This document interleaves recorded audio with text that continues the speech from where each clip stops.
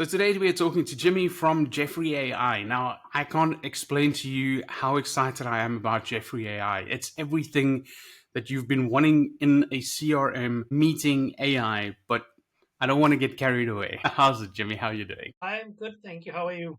Fantastic, fantastic. I'm so glad we can finally get to have this conversation because I think your platform, like I can't give you enough compliments. I can see you've been busy for 8 years and you've really been busy for 8 years. Yeah, it's been a long journey, I must admit, but it didn't start 8 years ago. It started a long prior to that with developing different software packages, and as you know, things evolve over time.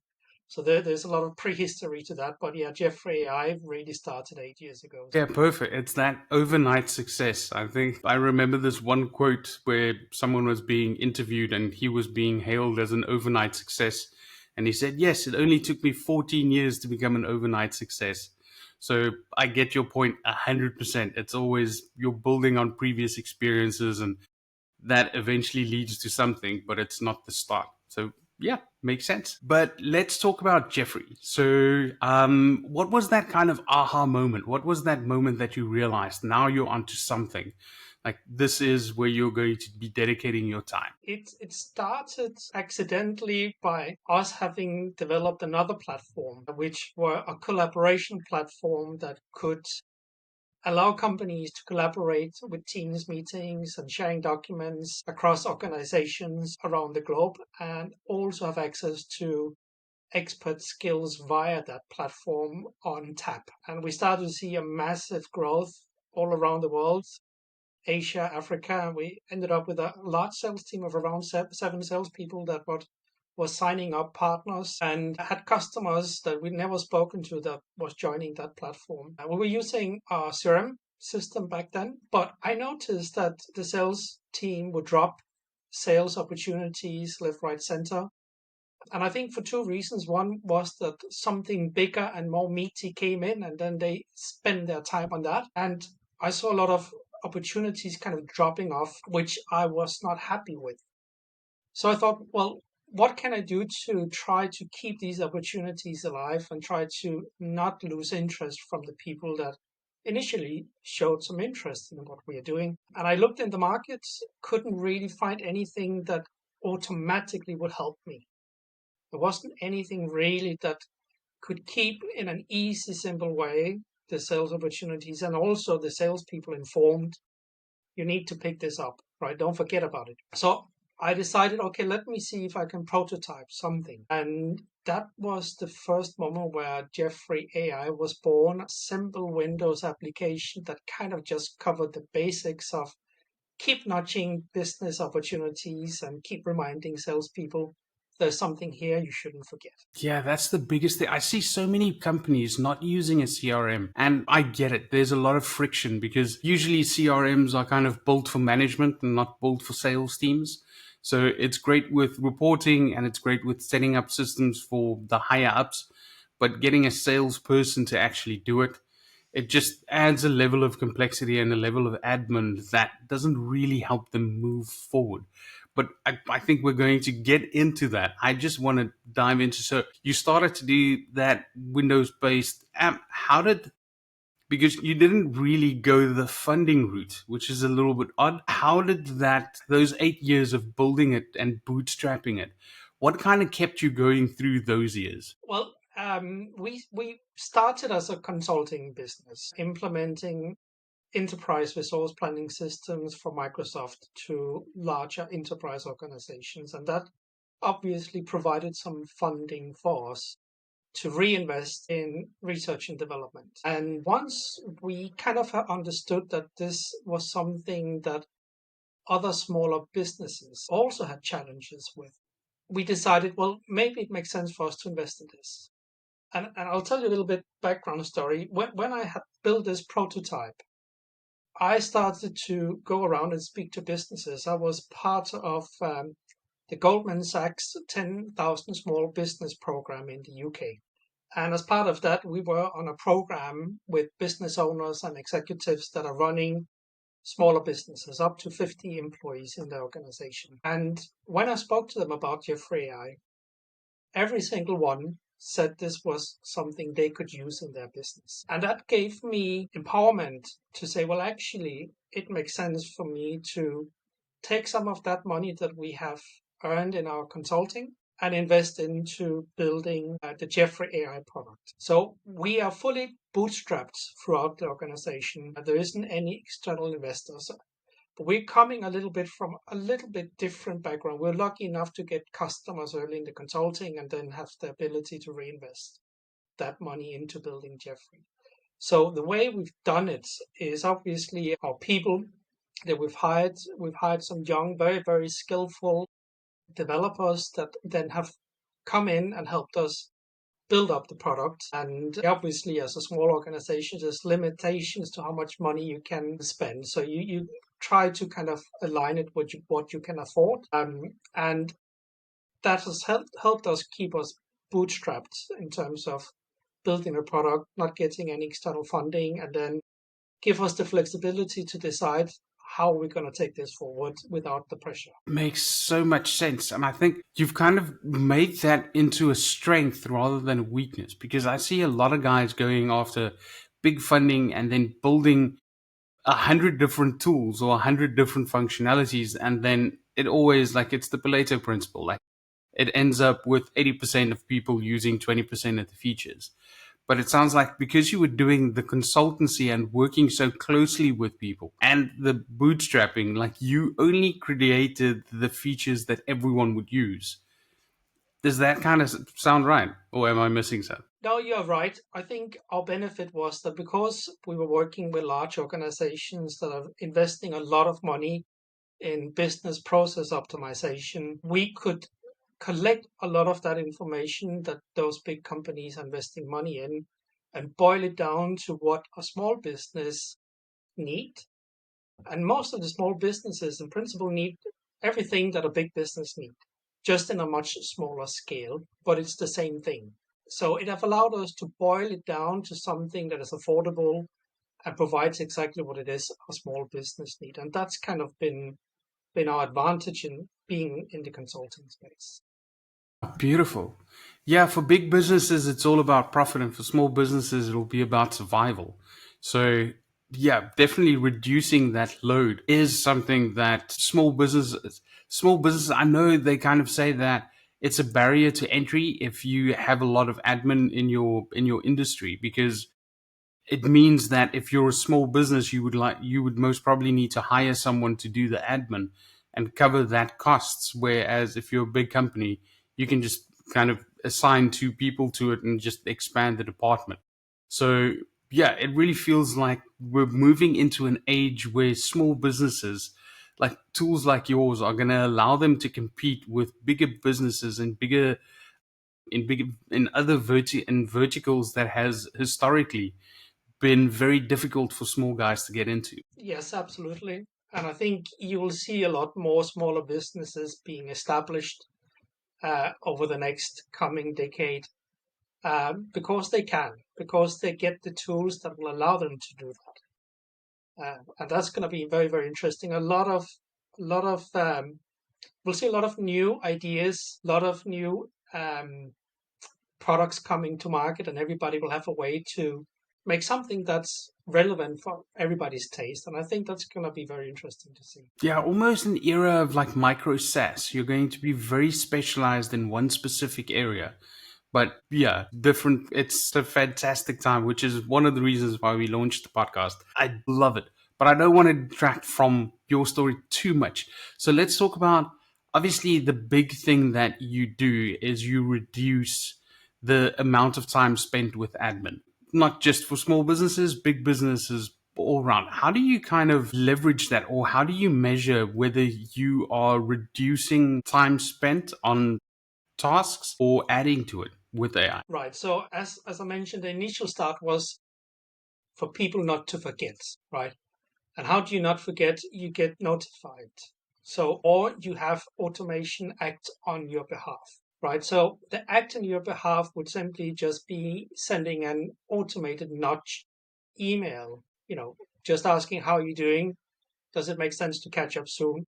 Something simple, right? So having a nudge email like that going out automatically when an engagement and opportunity haven't been touched for a while adds a lot of value. It saves the time from the person who otherwise would have had to send that email that can easily take 10, 15 minutes away from them for every email they need to draft up. And it also ensures that the person on the other side feels that they haven't been forgotten. So that's kind of where it started. But as we've grown, and you can imagine over 8 years, lots have happened. We kind of saw the opportunity, well, actually, we can broaden this. Now, for example, on our website, if a person goes into our website and fills in a form on our website to have a demonstration and analysis of their business, it'll go into Jeffrey automatically. Now, Jeffrey will then automatically pick that contact person up and send them a welcome email. And it will automatically go in and assign a salesperson to that, so that salesperson can monitor the progress. Now, in addition to that, it also automatically creates an opportunity in my pipeline. And it keeps notifying my salesperson on every single step that happens. So I can see in my 18-step engagement model where every single contact is in their journey on joining of getting information about business automation like Jeffrey. And that, in essence, means that they don't have to manually go in and create an opportunity. They don't manually have to go in and send a welcome email. They don't manually have to go in and do a lot of administrative things, but that's just a small part of it. What really is the essence of this is that as you see the AI expanding, the AI can now analyze the content of an email, and it can go in and do a lot more complex type of responses, right? So now I can get my AI to have conversations on my behalf. At the same time, knowing that the AI knows what my business does, what pricing I offer my services and products for, and can send out an email campaign on my behalf automatically as well. So now, in principle, and that's our long-term goal, I can start to sit more back and let the AI do a lot of the heavy lifting for me. But obviously, we get to a certain stage where we want the human interaction. And usually that's where it starts to become more interesting. That's where people are sort of ready to go into a conversation about how much do I need to pay? Can you give me a discount? I'm ready to sign the contract. Let's shake the hands and look each other in the eye, make sure we can trust each other and I get value out of buying something from you. And I think you'll see a lot more of the business where the fun part comes into play being done by humans. And everything leading up to that is done by AI and automation. And I think that's where the real power is. Obviously, you can eventually, within the next 5 years, have AI complete the whole process. So today we are researching utilizing voice calls in our engagements. And so we can get our AI to give you a call and you have a conversation with our AI instead of a human person. And it can book a meeting for us into our calendar by checking our calendar availability. So I can do that via Jeffrey AI today, including transcribing a call, for example, and get my AI to analyze what is in this call that I need to think about. So it's not only about admin work, saving admin. It's actually about getting 10 extra pair of hands and a lot of more intellectual knowledge that you can use towards a more intelligent approach to your sales. Wonderful. Yeah, I wanted to let you go as long as well, but you're touching on something that I really love about your platform, and that is usually with CRMs, and there's a bunch of CRMs out there. Like you can set up automations and you can kind of do the manual thing of thinking, okay, if this goes through, then that must happen and kind of set that up. But one thing that kind of puts your platform miles ahead of other platforms that I've seen is how salespeople would be able to use it. So What I mean with that is usually you create a bunch of custom fields which the owner, which the managers or the founders would need to know. And it kind of comes down to the salesperson that when they have a conversation, they need to sit back and then they need to remember, like, in our conversation, they said they're interested in this type of product, or they're shipping stuff to this type of location, or they're this type of industry, or elements like that, that the salesperson would then need to fill out. But your platform connects with WhatsApp, emails, telephone, or phone calls, and kind of extracts all of that and automatically populates that into the CRM without the sales guy having to do that. And I think that is an absolute game changer, because salespeople would actually want to use it because it's effortless for them. They can have a phone call afterwards, hang up, and the task will automatically be created. Everything that management needs to know will automatically be populated, and they'll be able to grab their reports. The sales guy can just focus on going to the next opportunity and obviously being reminded with your platform. So I think this is that secret that everyone dreams about, but now it's coming to light with Jeffrey. Yes, I think you mentioned a lot of very good points there. And I think, my ambition is that obviously I'm not looking to replace people per se. I'm looking to make it easier to build a business. And in order to build a business, you need to have some success in your sales. And a lot of small businesses struggle with getting the right salespeople in that can make a difference for us, small businesses. And I think with a tool that can help you part of that journey, adds a lot of power to you as a business who wants to grow. But it's still early days. AI is still changing on a daily basis, and there's a lot of AI models out there. So I think it's going to be very interesting. I think within the next 5 to 7 years, we'll see very, very powerful sales engines or business automation suites. And obviously, our ambition is to be part of what businesses consider as part of their technology platform. Fantastic. Yeah, you touched on something interesting, and obviously every type of business could use something like this, but I found that usually, like, you don't want to go after everyone. If someone's listening to this and you can speak to them directly, like, what kind of industry are you kind of focusing on at the moment? Even though everyone can use it, what is your focus at this point? Well, we kind of looking at where we have most interest. That's probably the easiest way to start. So, for example, at the moment we seem to have a very good traction on restaurants who needs to fill their seats in the restaurants. And the way to do that is, for example, sending out a SMS campaign, and it goes out to several thousand people using Jeffrey AI, and then there's a communication platform in Jeffrey AI which can be plugged into AI as well. So you have AI engaging and communicating with your potential customers, and you can keep track of everything that happens. It's travel agents, small travel agencies that does bespoke holidays, who wants found a good deal in a beautiful place, and they want to share that information with the contacts that they have available that they think could be interested in this. Or it's coaching, business coaches who are looking to expand, getting more businesses in, sending out newsletters, trying to keep people engaged with the latest trends in how you can grow your business. And I think, if I look at those businesses, that's just a small part of those that we are engaging with today. But we have to start with something, and I understand that. And I think right now that's our focus. We want to make sure restaurants are fully booked. We want to make sure travel agents sells all their holidays, and we want to make sure that provides personal or professional services have their time utilized fully. Fantastic. So that's kind of where we're starting. Awesome.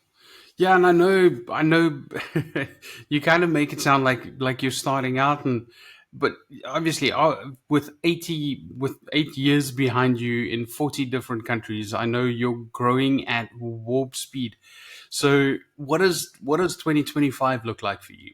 We are just about to launch a lot more aggressively. We've gone through the validation process. We've had tons of feedback from several hundred companies that have been using the platform, and we fine tuned and optimized.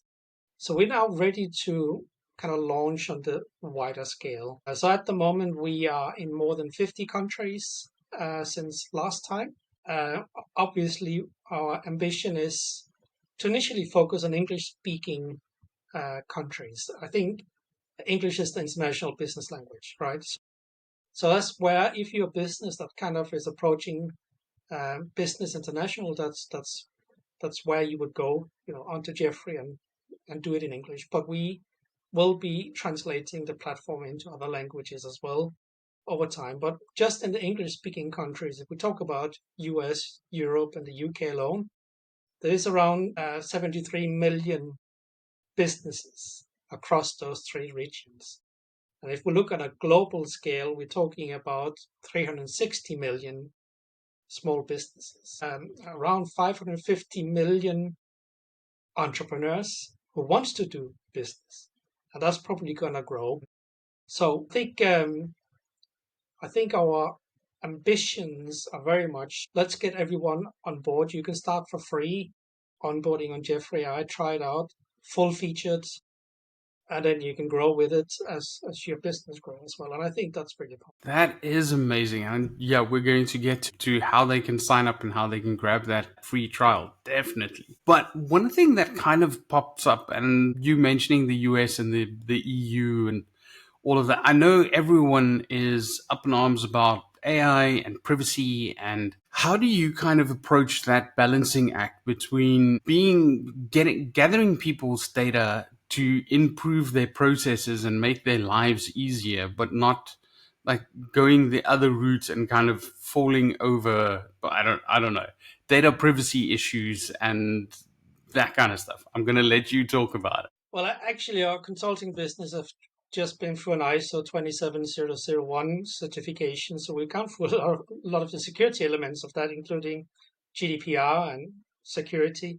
But I think for Jeffrey AI, it's extremely important that we follow the EU AI Act, the GDPR, and the ICO rules and regulations, right?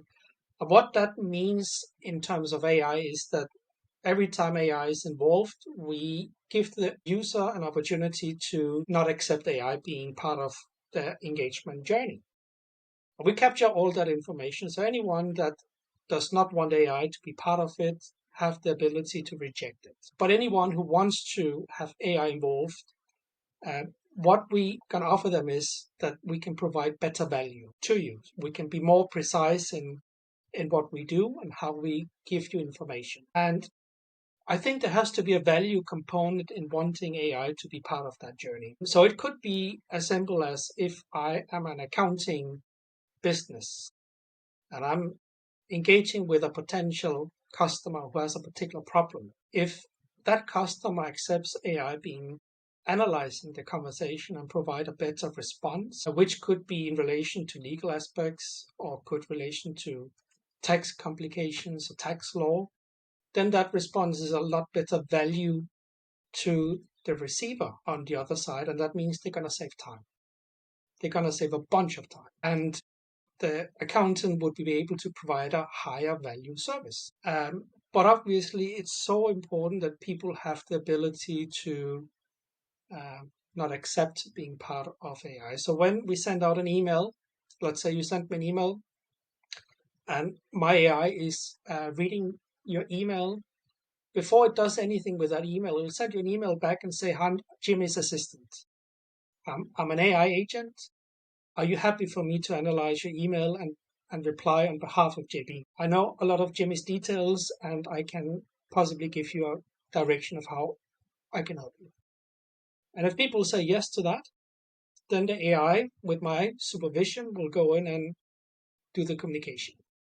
I'll be able to, at any step in that process, step in and take over that conversation. And we do the same with phone calls. So before you have a conversation with our AI, you will be informed that this is AI talking, and you have the ability to connect with a human person if you feel that is a better approach for you to complete what you wanted in that call. And I believe with those components, we are giving people the ability to have a choice. Anyone who wants to be using AI will, of course, try to collect as much data as we possibly can to provide a better service. And as long as you're part of that journey, you can benefit from that as an individual as well. So I think that's kind of our approach. If you are part of it, you get more value. If you're not part of it, you deal with it in the way you've always been used to deal with it. That's a great way to think about. And I'm reminded of the one conversation I had the other day was I really believe that at some point people are going to prefer, or a segment of the population is going to prefer speaking to an AI agent as opposed to a human person. Because with an AI agent, obviously there needs to be some transparency with what the prompt is trying to do. Let's just talk, everyone's using white hat tactics, like no one's trying to game the system. If you have a prompt that creates an assistant that the only thing that assistant wants to do is find a product or a package that has the most value for you, to see whether that is possible. If it's not possible, tell you that you'll most probably not benefit as much from their offerings, and not even go as far as suggesting something else, but just saying that it doesn't look like you're a good fit. I think having that surety that that's kind of hard coded into an AI, and you can ask it questions and you can say, this is the scenario, like, will this help me? I think there's a level of trust that's going to come from that, which you won't necessarily have with people, because you never know. But a sales guy is always going to want to make a sale because there's commission tied to it. Even if they're the most honest guy in the world, like, you're still going to think like maybe he's just selling me this because there's some benefit for him. So I think at some stage people are actually going to start opting in for, I want to have a conversation with an AI instead of a human, which is a little bit scary, but I can see that actually becoming the future. I agree. I agree very much with that. And we're all gonna be very busy with enjoying our personal lives and do the hobbies we want, right? So we don't want to waste our time. It is going to be easier for you to put down the phone on an AI versus a human being, right? And I think that's going to relieve people a little bit. But obviously, we don't want to end up being called every 2 minutes by an AI. That becomes very, very frustrating. So there has to be a balance. It has to be used in a proper way. If it's starting to get misused, that will be a problem. And I think we don't want to support that. Obviously, we're very careful about how everything is being used in that space. And we try our very best to accommodate everybody who has a view of this. So anyone who has a problem, we have our team, both AI support team and human team, that will pick it up and deal with any issues that comes up. I think in general, the majority of people would enjoy having an AI conversation which can add value to them, right? So if it's triggered by the human to have that conversation, I'm all in. I agree 100%. Yeah, if you opt in. I think that's also, there's going to be legislation just as much as like in America, you need to you need to register for the A2P, and you can get fined up to 500. I think it's $500 for every SMS you send out uh, doesn't conform to the requirements. I think you're going to have very similar things, because exactly that, like, your phone can't ring every 2 seconds and it's just an AI. That'll be frustrating to say the least. But Very true. let's think about business owners sitting at home watching this going, I still don't really know. What would you say to the AI skeptics out there about AI with marketing, with your system? What mind shift, or how should they start thinking about it? I think they need to take a step-by-step approach. They need to become comfortable with how AI can support them, but also very much automation, right? It's gonna be a journey, and obviously, the faster you enter that journey, the better advantage you'll have, because you've done your homework, you've done your tests, and you would have ended up being comfortable quicker than your competitor would. So at the moment, it's still about getting there quicker than your competitor, right? But you have to not jump with both feet into it. You need to make sure that you validate and take the approach that's suitable for you, that you're comfortable with as a business owner. And it could be as simple as, let's start by just creating all the contacts we have in our organization into the system. And then let's set up an email campaign and send out that email to our contacts. Maybe it's even segmented into different categories. And then let's set up our support to be supported by AI and see what happens, right? You take those step by step and then you build on top of it. And for example, for us, we've built our perfect engagement model that we call the 18-step engagement model. We share that as a template on Jeffrey AI, where we have multiple engagement channels. So SMS, WhatsApp, LinkedIn, Facebook, email, and our target is to hit a number of different engagement platforms and have multiple different engagements with our prospect. And we can give those templates out to businesses that wants to get started quickly. So when you sign up, you have the ability to use those templates and assign your contacts to them. So it kind of uses it out of the box. But we also have the ability for our AI to create a bespoke engagement model for you. So you can say, my business is doing this. This is my product. This is my service. This is my perfect customer profile. Please produce a perfect engagement model for me. And it'll do that for you together with the content of the emails that will go out. So you can now get started very, very quickly with supported by AI, but you still need to validate it. So for the business owners out there, those who wants to get started, get in there now, start it, but take it step by step. If you want to go quick, you can, but just keep an eye on what's going on, right? Because end of the day, AI is still hallucinating.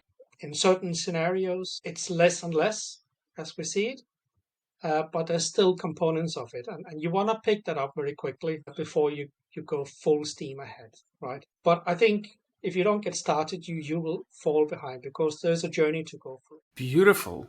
Yeah, I think that is fantastic advice. I would like to add like one of the got great advice from kind of implementing it into a business, especially if you're the founder.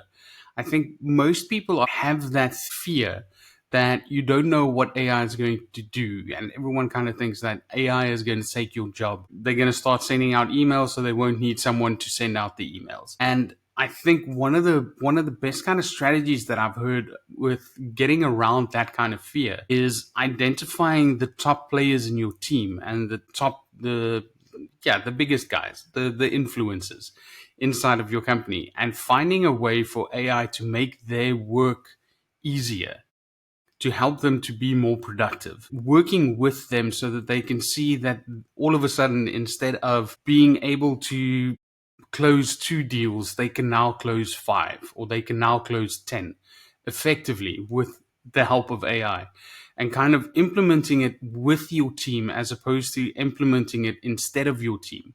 Because then you're always going to have that adversarial, if the AI, because like you say, the AI will hallucinate at some point.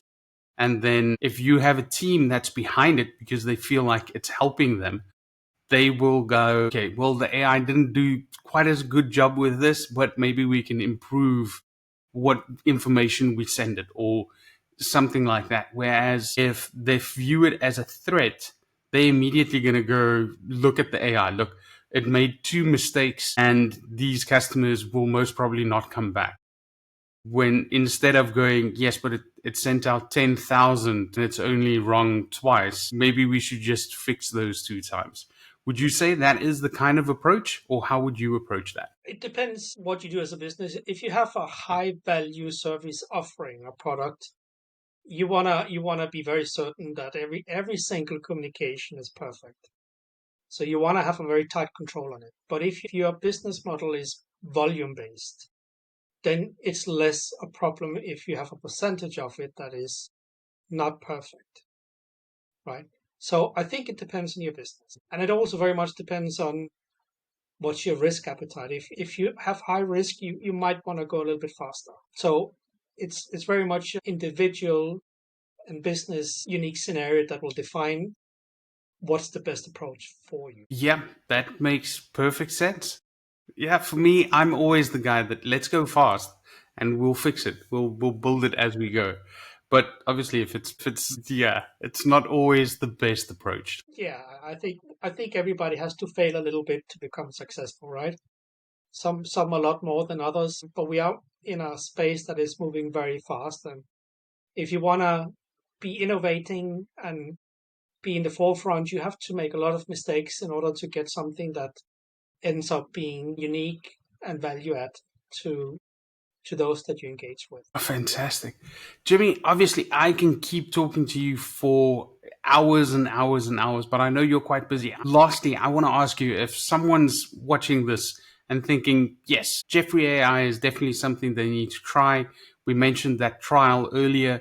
How can they get in contact? How can they sign up for that trial? Well, if they jump onto our website, they can book short introduction with us, where we'll do a quick demo of the product, what it can do, but we'll also do an analysis of your business, of how it can help you grow your business with AI and automation. And if there's a good fit, you can jump on and try it out for free, set it up and get it working. And if you're happy with that still, then you can subscribe to it and increase the volume of data it processes for you. So there's a process.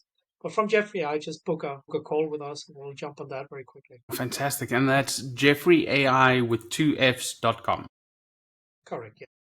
Fantastic.